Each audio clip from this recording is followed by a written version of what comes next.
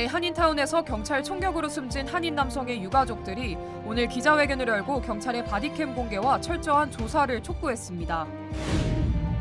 미국 대학 캠퍼스에서 확산하고 있는 친팔레스타인 시위가 미국 내 고등학생들 사이에서도 확산하고 있는 것으로 나타났습니다.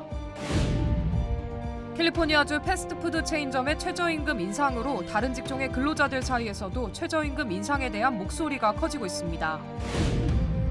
LA 주민 절반 이상이 비싼 주거비 부담으로 인해 이주를 고려하고 있는 것으로 조사됐습니다. 미국인 한 명당 연간 팁으로 지불하는 비용이 $500에 달하고 있는 것으로 조사된 가운데 점점 더 많은 사람들이 팁 지불에 대한 부담을 느끼고 있는 것으로 나타났습니다. 여러분 안녕하십니까? 5월 9일 첫 소식입니다.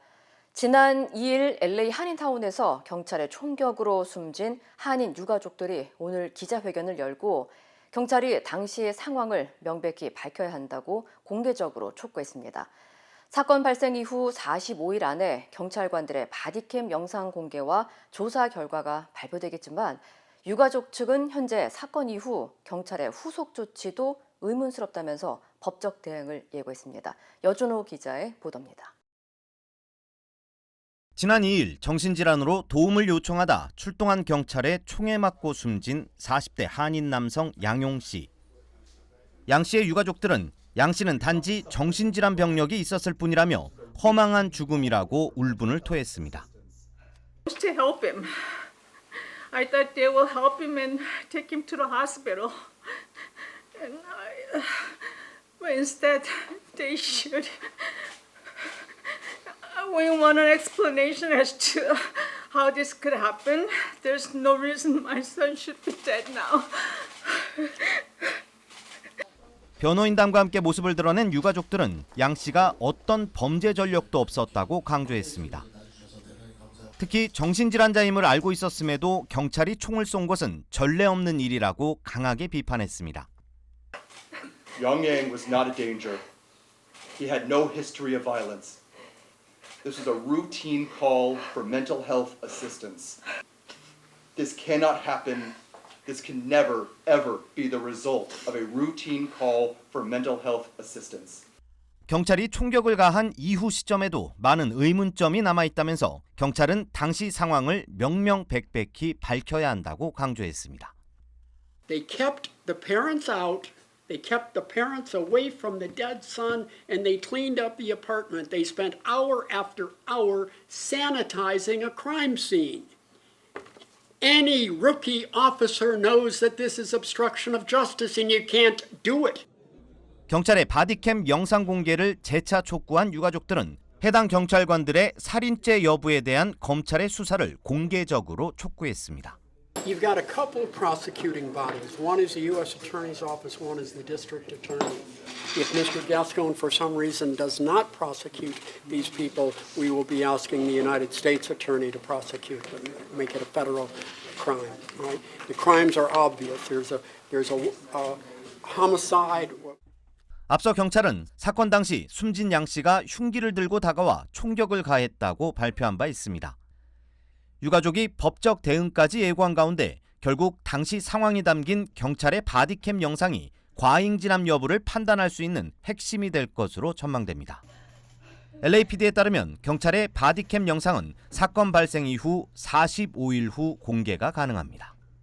MBC 뉴스 여준호입니다. 이스라엘과 팔레스타인 전쟁 반대 시위가 이제는 대학 캠퍼스뿐만 아니라 미국 내 고등학교에서도 확산하고 있는 것으로 나타났습니다. 지난 6일 보스턴 지역의 고등학생 50여 명이 친팔레스타인 시위의 일환으로 매사추세츠 공과대학교 MIT를 4시간 동안 막아서는 소동이 벌어졌습니다. 또 일리노이주와 오리건주, 텍사스주 등 18세 미만의 고등학생들이 시위에 참여하고 있는 것으로 전해졌습니다. 각 시의회는 이스라엘과 팔레스타인 갈등이 고조되면서 학생들 사이에서 전례 없는 수준의 돌발 행동이 급증하고 있고 점점 더 어린 학생들이 시위에 참여하고 있다고 밝혔습니다. People are saying and passing in the hallways is oh, what side are you on? I can hardly fathom sending one of my sons to school knowing he'll be exposed to vile, hate-filled discrimination. 앞서 뉴욕의 한 고등학교에서는 학생들이 친이스라엘 성향의 교사에게 항의하는 일이 있었고 교내에서 유대인 학생들이 지속적인 괴롭힘을 당하는 사례도 보고되고 있는 것으로 전해졌습니다. 한편 당국은 고등학교 수준에서 발생한 시위는 문제가 될 수 있지만 시위를 막을 수 있는 규정은 없다고 밝히면서 학생 시위를 계속해서 예의주시하며 지켜볼 예정이라고 전했습니다. 최근 캘리포니아주 패스트푸드 체인점의 최저임금이 $20로 인상된 가운데 다른 직종의 근로자들도 임금 인상을 요구하고 있는 것으로 알려졌습니다. LA 타임즈에 따르면 캘리포니아주에서 최저임금을 받고 있는 일부 식당과 소매업 종사자 그리고 교직원과 보육 서비스 제공자들이 임금을 인상해야 한다는 불만이 커지고 있다고 전했습니다. 이들은 현재 시간당 $16를 받고 있지만 가족을 부양하고 캘리포니아주의 물가를 버티기에는 턱없이 부족하다고 호소했습니다. 현재 캘리포니아주는 미국에서 최저임금이 가장 높은 주 가운데 한 곳이지만 가장 물가가 높은 도시 중 한 곳으로도 꼽히고 있습니다. 연방 데이터에 따르면 캘리포니아주의 최저임금은 연간 $33,000지만 평균 생활비는 연간 $53,082에 달합니다. 이 때문에 일부 도시나 기업들은 자체적으로 최저임금을 조정하는 방안을 택했지만 여전히 많은 기업들은 임대료와 인건비, 보험료 등으로 인해 임금을 올려주기 어려운 상황이라는 입장도 우세합니다. 한편 LA 최저임금은 다가오는 7월부터 시간당 $17, 28센트로 50센트 인상될 예정입니다. LA 주민 절반 이상이 치솟는 렌트비로 인해 이주를 고려하고 있는 것으로 나타났습니다. LA 비즈니스 컨설팅 연구소는 여론조사를 실시한 결과 최근 젊은 세대층의 세입자들이 주거비 부담으로 이주를 가장 심각하게 고려하고 있는 것으로 나타났다고 밝혔습니다. 특히 35세 미만의 세입자 75%는 치솟는 렌트비로 LA를 떠나는 것을 고려하고 있으며 집을 보유한 주민 37%와 65세 이상 시니어 26%가 이주를 고려하고 있는 것으로 조사됐습니다. 연구소 측은 주택 마련도 어렵지만 렌트 비용을 충당하기 위해 룸메이트를 찾거나 아니면 연체료를 내야 하는 심각한 상황이라며 이는 삶의 질에 악영향을 미치고 있다고 지적했습니다.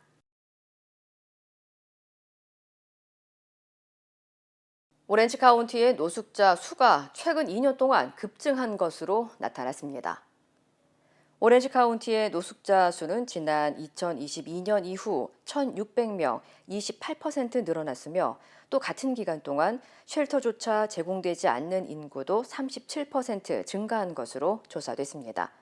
카운티 정부가 공개한 보고서에 따르면 오렌지 카운티에는 7,322명의 노숙자가 거주하고 있는 것으로 나타났고 이 가운데 절반 이상은 정신질환과 약물 과다 복용 등의 문제를 겪고 있습니다.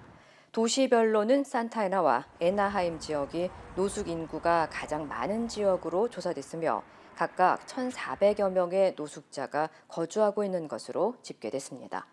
한편 노숙자 수 증가 이유로는 팬데믹 기간 동안 정부에서 제공한 렌트비 지원과 퇴거 유예 명령이 만료됐기 때문으로 분석했습니다. 점점 더 많은 사람들이 팁에 대한 부담감을 느끼고 있는 가운데 미국인 한 명당 연간 지불하고 있는 팁 비용이 $500에 달하는 것으로 나타났습니다. 여론조사 기관인 토커 리서치에 따르면 미국인 2,000명을 대상으로 한 조사 결과 한 명당 한 달에 평균적으로 $37 80센트의 팁을 지불하고 있는 것으로 조사됐습니다. 따라서 팁으로만 연간 지불하는 평균 금액은 $453 60센트에 달합니다. 한편 응답자 가운데 26%는 종종 자신이 원하는 금액보다 대부분 더 많은 금액의 지불을 요구받는 것 같다고 답했고 절반 이상인 56%는 팁을 더 많이 내라는 압박감을 정기적으로 느끼고 있는 것으로 나타났습니다. 얼바인 지역에서 고가의 바이올린을 훔쳐 되팔고 은행 강도까지 저지른 한 남성이 체포됐습니다. 캘리포니아 중부지방검찰청은 57살의 마크 맹이 사기와 은행 강도 혐의로 기소됐다고 밝혔습니다.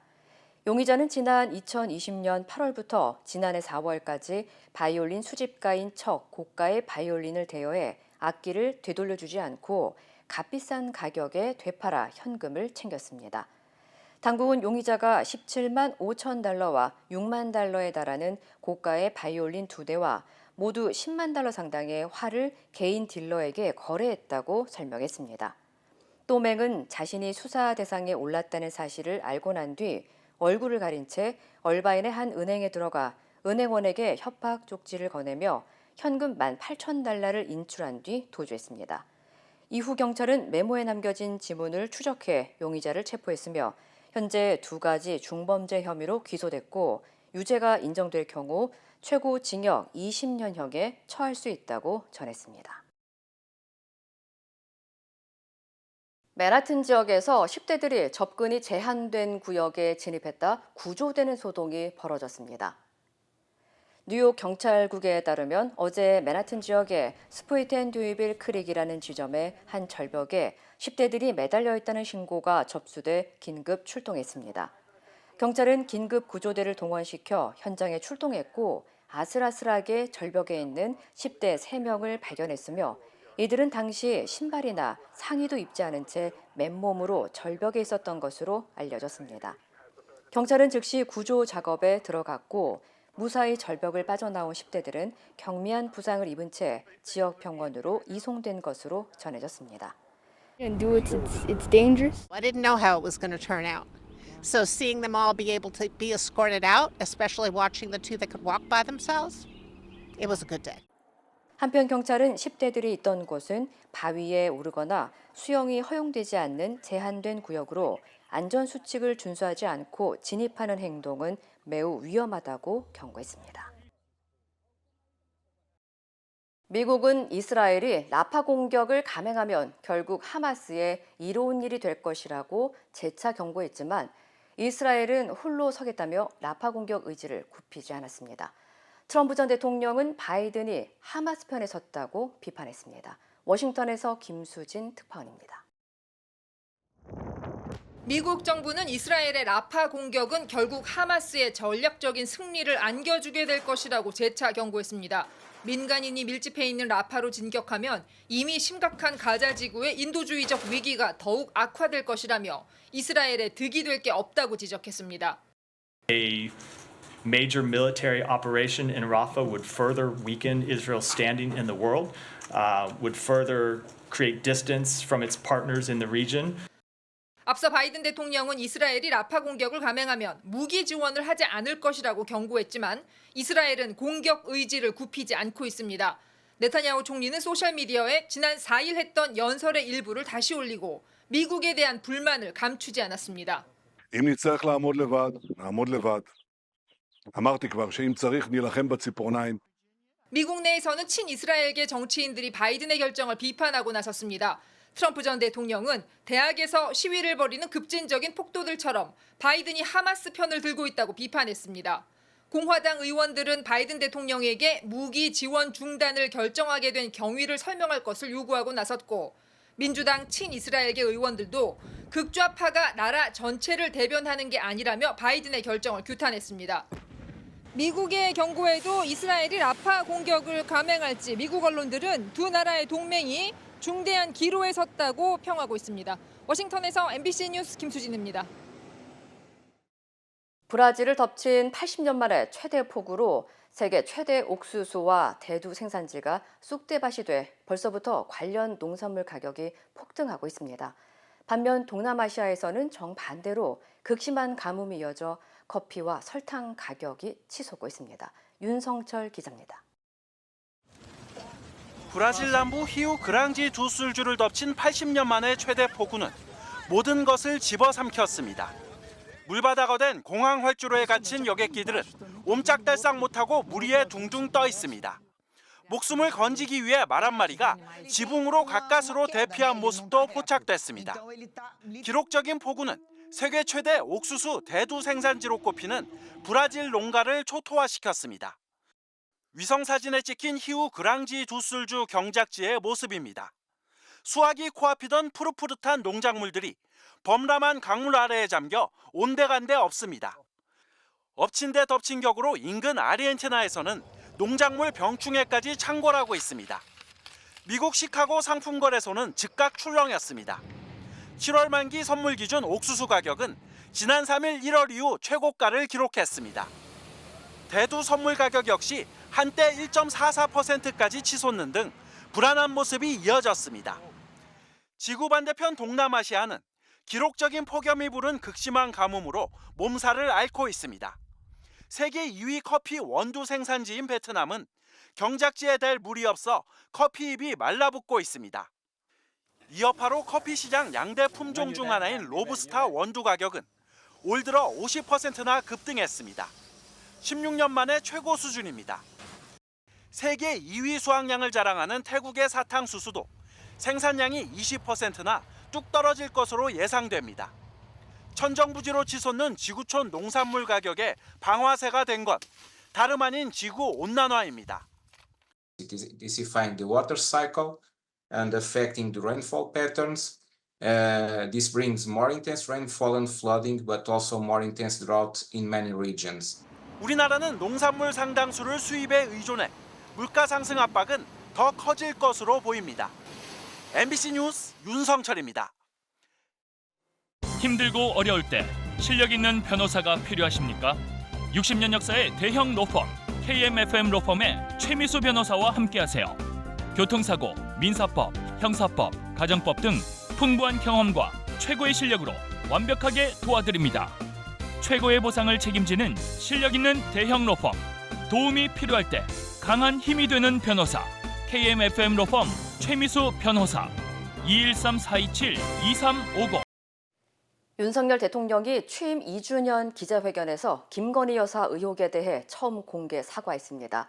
사과라는 단어를 처음 사용한 건데 다만 야당이 추진하는 김건희 여사 특검법에 대해서는 정치 공세라며 반대 입장을 분명히 했습니다. 구승훈 기자입니다. 윤석열 대통령의 취임 2주년 기자회견. 회견장에 들어선 윤 대통령은 여유로운 모습으로 기자들의 질문을 받기 시작했습니다. 오늘 질문 많이 준비하셨습니까? 김건희 여사의 명품백 수수 의혹에 대한 질문이 나오자 윤 대통령은 덤덤하게 입을 열었습니다. 제 아내의 현명하지 못한 처신으로 국민들께 걱정 끼쳐드린 부분에 대해서 사과를 드리고 있습니다. 사과라는 단어를 처음 썼는데 사과드립니다가 아니라 사과를 드리고 있습니다라고 말했습니다. 그동안 사과를 계속 해왔던 것처럼 들리는 표현입니다. 윤 대통령은 지난 2월 KBS와의 신년 대담에선 자신과 아내가 박절하게 대하지 못했다면서 유감이나 사과의 뜻을 표하진 않았습니다. 김건희 여사 특검법에 대해선 반대 입장을 분명히 했습니다. 특검법은 도이치모터스 주가 조작 의혹까지 수사 대상으로 겨누고 있는데 전 정부에서 자신을 겨눈 수사가 진행된 만큼 억지스런 정치 공세라고 주장했습니다. 지난 정부에서 저와 제 가족을 봐주기 수사를 했다는 것인지 정말 묻지 않을 수 없습니다. 그 자체가 저는 모순이라고 생각합니다. 이원석 검찰총장이 명품백 수수 의혹에 신속한 수사를 지시한 데 대해선 수사에 영향을 미친다는 오해를 받을 수 있다며 말을 아꼈습니다. 다만 검찰이 공정하고 엄정하게 잘할 것이라고만 말했습니다. 더 이상의 구체적인 해명은 없었습니다. 윤 대통령은 김건희 여사가 받은 명품백이 대통령 직무와 관련이 있는지, 명품백을 받은 사실을 언제 알았는지 설명을 내놓진 않았습니다. MBC 뉴스 구승입니다. 윤석열 대통령의 취임 2주년 기자회견이 어제 있었습니다. 진정성과 공감, 소통을 기대했지만 질문은 날카롭지 않았고 답변은 핵심을 비켜갔습니다. 당초 주제 제한이 없이 가능한 많은 질문을 받을 거라는 취지가 무색한 회견이었습니다. 김민찬 기자입니다. 모든 책임은 내가 진다는 명패를 앞에 두고 기자회견에 앞서 진행된 국민보고. 윤석열 대통령은 그간 국정 기조가 옳았음을 재차 강조했습니다. 지난 2년 저와 정부는 시급한 민생 정책에 힘을 쏟으며 우리 사회의 개혁에 매진해 왔습니다. 이어 631일 만에 열린 기자회견. 지난번보다 2배 이상 많은 시간이 주어졌지만 질문 개수는 많지 않았습니다. 30여 분 동안 이어진 취임 100일 회견에서는 질문이 12개. 어제는 72분 동안 20개의 질문을 받았습니다. 그만큼 대통령이 더 많은 이야기를 했다는 겁니다. 답변은 길었지만 핵심은 비켜갔습니다. 최상병 사건 당시 국방부 수사 결과에 화를 냈다는 이른바 대통령 경로서를 물었지만 윤 대통령은 엉뚱한 경로를 꺼냈습니다. 대통령님께서 국방부 수사 결과에 대해서 질책을 했다는 의혹도 좀 있습니다. 이에 대해서도 입장 부탁드리겠습니다. 사고 소식을 듣고 저도 국방장관에게 이렇게 좀 질책을 했습니다. 한동훈 전 국민의힘 비대위원장과 소원에 졌느냐는 질문에는 한 전 위원장이 정치인으로 자리매김했다는 답을 내놨습니다. 미국과의 방위비 협상 질문에서는 아예 답을 피했습니다. 제가 공개적으로 답변하기 어려운 질문을 많이 하셨는데 형식도 문제였습니다.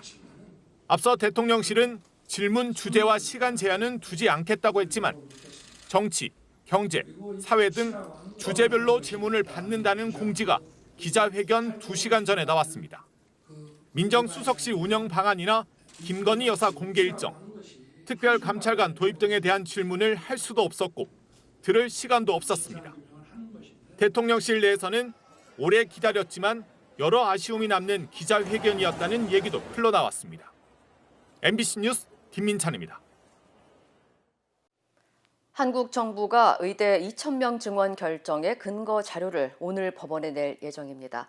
복지부가 밝힌 기존의 연구 보고서 외에 정부와 의료계 사이에 각종 회의록 중 얼마나 제출될지 관심이 높은데요.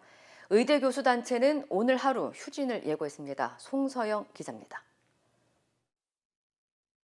의대 신입생 2,000명 증원과 배정에 대한 집행정지 신청 사건의 항고심 재판부는 증원 결정의 과학적 근거와 회의 자료 등을 오늘까지 내라고 정부에 요청했습니다. 특히 의료계 등과 머리를 맞대온 각종 회의 자료를 정부가 어디까지 제출할지 관심입니다. 복지부는 증원 규모를 논의한 보건의료정책심의위 회의록은 낼 수 있지만 의사단체와 합의해 회의록을 만들지 않은 의료현안협의체의 경우 요약본을 낼 수밖에 없다는 입장입니다. 교육부는 대학별 증원분을 결정한 의대생 정원 배정위 회의록은 작성할 의무가 없다고 밝혔습니다. 민감한 정책 과정에서 논의되었던 사항들을 대외 공개하는 것이 참여했던 분들의 뜻을 자칫 잘못하면 어려움을 겪게 하는 그런 요소들이 있기 때문에 그 부분에 대해서는 저희가 공개하지 않는 것으로. 정부의 앞서 전국의대교수협의회는 정부가 대학별 현지 실사조차 없이 졸속으로 증원을 추진한 만큼 사법부의 엄정한 판단이 필요하다며 교수 약 3,000명이 서명한 탄원서를 재판부에 제출했습니다. 증원을 위한 학칙 개정을 부결하거나 보류한 국립대들은 다음 주로 예상되는 법원의 결정을 먼저 지켜보는 분위기입니다. 의대 증원분이 배정된 9개 지역 거점 국립대 중 학칙 개정을 마친 곳은 전남대 한 곳뿐이고 다른 곳들은 대부분 이달 말로 학칙 개정 절차를 미루고 있습니다. 전국 의과대 교수 비상대책위 소속 교수들은 오늘 하루 동시 휴진에 돌입할 예정입니다. 서울대병원과 세브란스병원 등 서울 시내 주요 상급 종합병원 일부 교수들이 참여하지만 응급 중증 입원 환자에 대한 진료와 수술은 차질이 없을 전망입니다. MBC 뉴스 송서영입니다. 네이버의 일본 동업자 소프트뱅크가 라인 야후 지분 매각 협상이 활발히 진행 중이라고 공식 발표했습니다. 지분 비율과 가격 조건 등 서로 이견있는 것으로 알려졌는데 이대로라면 오는 7월을 전후해 라인 야후 경영권이 소프트뱅크로 넘어갈 상황입니다. 도쿄에서 현영준 특파원입니다. 소프트뱅크 최고 경영자는 네이버와 지분 매각을 놓고 치열한 교섭을 벌였다고 밝혔습니다. 60対40だとか51対49だとか、比率はまだ全然議論にもなってませんけれども 라인 야후 이사회를 이미 소프트뱅크가 장악한 만큼 지분율이 늘어나도 크게 달라질 건 없다며 자신감을 보였습니다.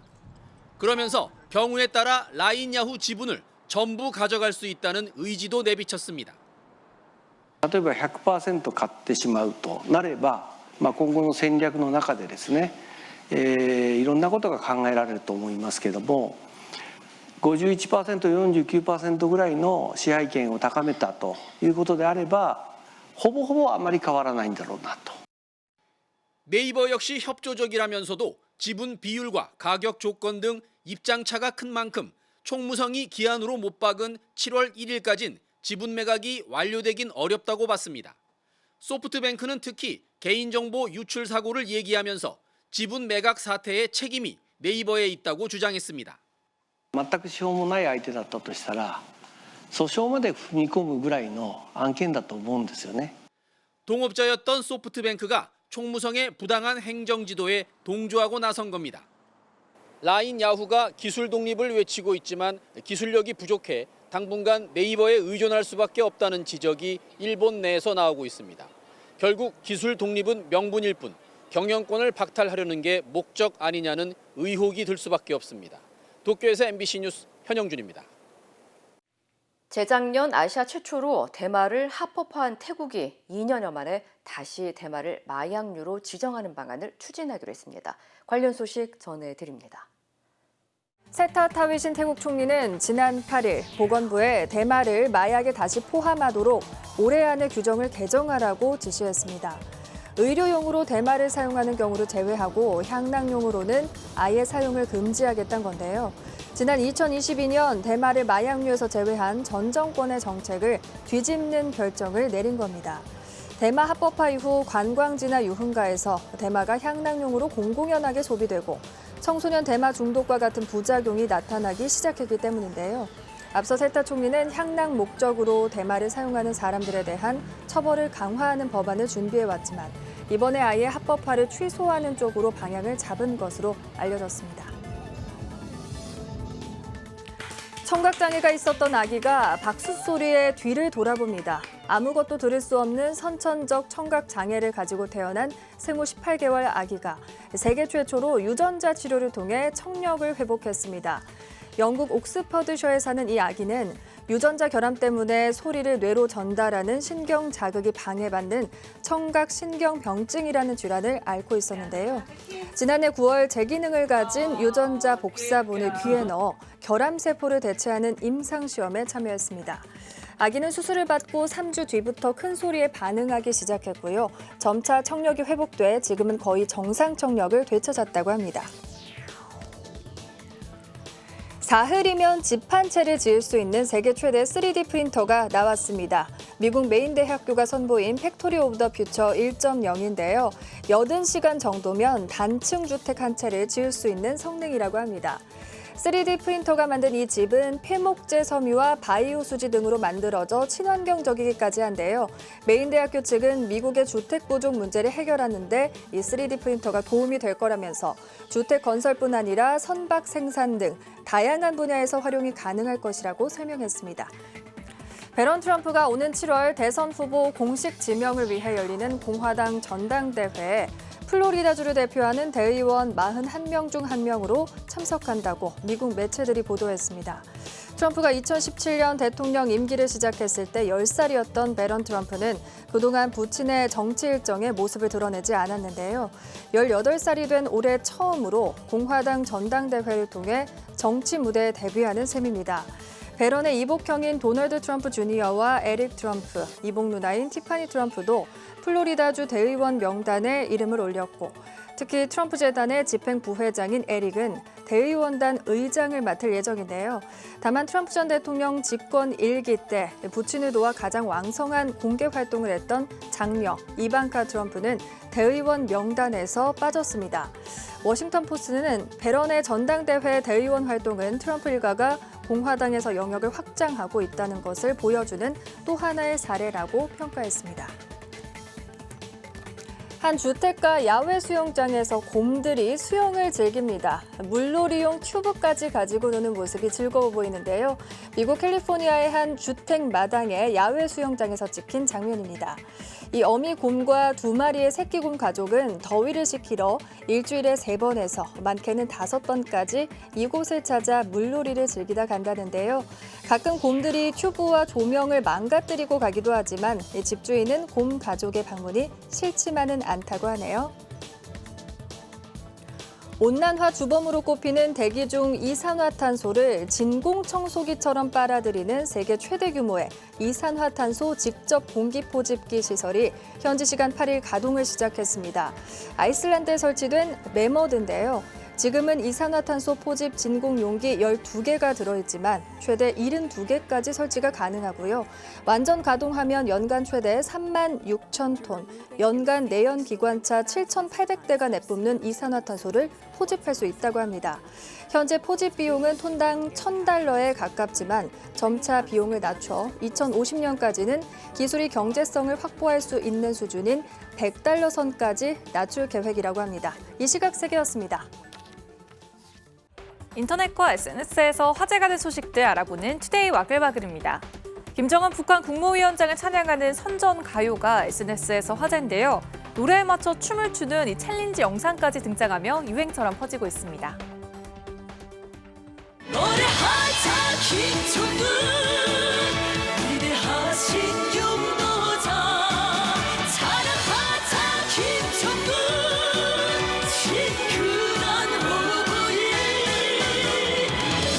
지난달 17일 조선중앙TV가 공개한 김정은 찬양가 친근한 어버이란 노래입니다. 뮤직비디오에는 조선중앙TV 아나운서 리춘희를 포함해 아이와 병사, 의사 등 다양한 사람들이 엄지를 치켜들며 화면을 향해 밝게 웃어 보이는데요. 과거 엄숙한 분위기로 지도자를 찬양했던 모습과는 사뭇 다릅니다. SNS에서 지난 7일 기준 100만 조회수를 돌파할 만큼 관심을 끌었는데 예상치 못한 일이 일어났습니다. 해외 젊은 층 사이에서 이 노래에 맞춰 K-팝 춤을 추는 챌린지 영상이 유행처럼 번진 겁니다. 이에 외신들은 서방 국가에서는 하나의 밈이 되었다. 위험할 정도로 귀에 쏙쏙 박히는 이 곡은 스웨덴 혼성그룹 아바의 전염성 강한 선율이 느껴진다 하면서도 SNS 이용자들이 체제 선전용 노래를 비판 없이 소비하고 있다고 지적했는데요. 누리꾼들은 북조선 K-팝도 인기가 좋네. 테일러 스위프트의 신곡이 이 노래 때문에 묻혀버렸다며 조롱 섞인 반응을 보였습니다. 335 모인 사람들이 관광버스에 오르고 봄내음 가득한 거리를 줄지어 함께 거니는데요. 단체로 나들이 여행을 오셨나 싶은데 이 모임엔 조금 더 특별한 사연이 있습니다. 병구가 사랑한다. 엄마가 너무너무 사랑해. 병구가 보고 싶어. 나 사랑한다는 말 못했는데 정말 아빠 사랑했어도 자식들이 이렇게 인연을 이어주게끔 만들어준 거니까 이거는 가족이나 마찬가지다. 남다른 여행 소감을 털어놓은 어르신들, 바로 순직 소방 공무원의 부모님입니다. 지난달 소방청과 국내 한 항공사 등이 영웅들의 부모님을 위해 2박 3일간 일본 여행을 준비했는데요. 평소 여행은 생각지도 못했고 마음의 여유조차 없었다던 유족들.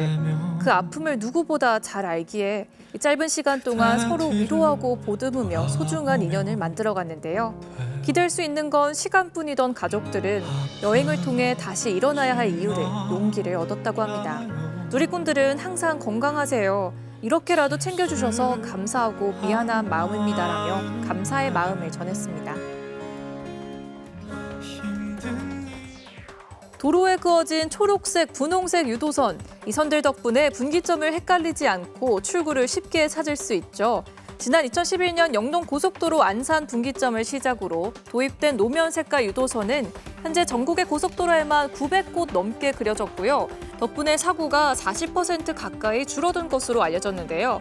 이 색깔 유도선을 도입한 한국도로공사 윤석덕 차장이 국민훈장 모란장을 받았습니다. 누리꾼들은 저 같은 길치에 좋은 아이디어, 훈장 2번 받아 마땅하다는 칭찬과 함께 수많은 사람에게 편의를 제공했는데 왜 13년이 지난 지금에 와서야 훈장을 수여한 건지 의문을 표했는데요. 행정안전부는 지난해 세계 최초 최고 정책을 발굴하는 공모를 진행하면서 추천받은 사례라고 설명했습니다. 최근 한 아파트 엘리베이터에서 천장 구조물이 떨어지면서 초등학생이 다치는 사고가 일어났는데요.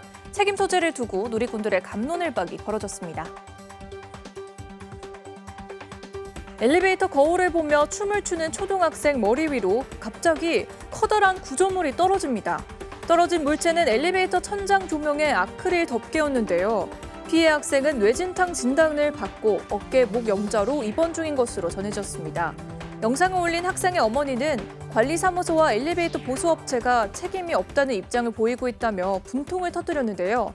사고 발생 며칠 전 가구를 옮기던 업체 배달기사가 실수로 천장을 쳐 구조물이 1차 충격을 받았는데 학생이 춤을 추면서 2차 충격을 가해 구조물이 떨어졌다고 주장한다는 겁니다. 글쓴이는 엘리베이터 보수업체에선 가구 배달기사 책임이니 그쪽에 보험 접수하겠다고 하고 관리사무소장은 원한다면 아파트 보험을 알아보겠다고 하는데 대처에 너무 화가 났다고 전했는데요. 사연을 접한 누리꾼들은 한쪽 과실만은 아니고 일정 부분은 아이에게도 책임이 있다는 반응과 아이는 잘못이 없다, 춤 좀 췄다고 천장 구조물이 떨어진 게 말이 되냐며 엇갈린 의견을 보였습니다. 고속열차나 버스를 탔는데 주변 승객이 내 의사와 관계없이 창문 가리개나 커튼을 움직여 불편했던 경험 있으신가요? 중국의 한 열차에서 생긴 일입니다. 좌석 옆에 서 있는 한 여성이 창문 가림막을 휙 들어 올립니다. 그러자 좌석에 앉아있는 승객이 도로 잡아 빠르게 내리는데요. 가림막 하나를 두고 팽팽한 기싸움에 묘한 긴장감까지 느껴집니다. 이를 말려보려 승무원이 제지에 나섰지만 40분간 신경전이 이어졌다는데요. 주변에 앉은 승객들은 무슨 죄인가요? 한치의 양보 없이 고집을 꺾지 않은 두 사람은 결국 다른 좌석으로 이동 조치됐다고 합니다. 귀여운 강아지 한 마리가 공을 가지고 노는 걸까요? 그런데 그 실력이 범상치 않습니다. 빠른 속도로 달리며 현란한 드리블은 물론 제법 무거운 공을 코로 들어올려 퉁퉁 튀기기까지 합니다. 멀티플레이어가 따로 없는데요. 이탈리아에 사는 브라울리오라는 이 강아지는 재기발랄한 모습으로 현지에서 관심을 받고 있는데요. 누리꾼들은 이탈리아에 메시가 나타났다, 전생에 축구 선수였을 것이라며 애정이 어린 찬사를 쏟아내고 있습니다. 투데이 와글와글이었습니다.